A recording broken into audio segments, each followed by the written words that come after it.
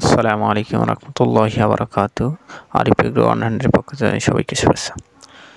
আজকের টপিক হচ্ছে মরিচ খেতে কীভাবে সার প্রয়োগ এবং পানি সেচ দিলে ভালো ফলন পাওয়া যাবে। আজকে এই মরিচ ক্ষেতটা আমার নিজস্ব। আজকে আমার মরিচ ক্ষেতে দ্বিতীয়বার সার প্রয়োগ এবং দ্বিতীয় সেচ দিয়েছি। আমার জমির পরিমাপ অল্প, 15 শতক, 2000 গাছ। এই জন্য আমার পরিমাণ হিসাবেই সার প্রয়োগ করছি। আর অল্প ইউরিয়া দিছি 5 KG, potash 5 KG, DIP 5 KG, বাংলাজি 5 কেজি, ক্যালসিয়াম অথবা ভিটামিন দিতে পারেন।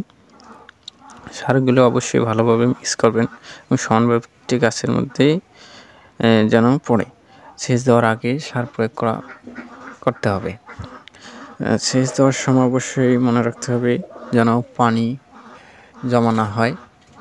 পানি জমা থাকলে অনেক সমস্যা হয়। পানিগুলি প্রত্যেকটা গাছে ছিটিয়ে দেবেন, গাছটাকে ভিজিয়ে নেবেন।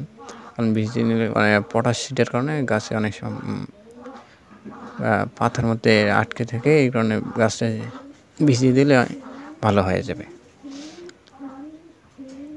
এভাবেই আপনার সার ছিটাবেন, সঠিকভাবে পানি দিলেও ভালো ফলন পাওয়া যায়।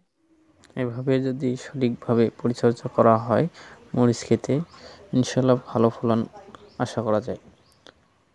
মরিচ সম্পর্কে আরও জানতে হলে আমার চ্যানেলের সাথে থাকেন, অবশ্যই মরিচ সম্পর্কে পরামর্শ দিতে পারবো ইনশাল্লাহ।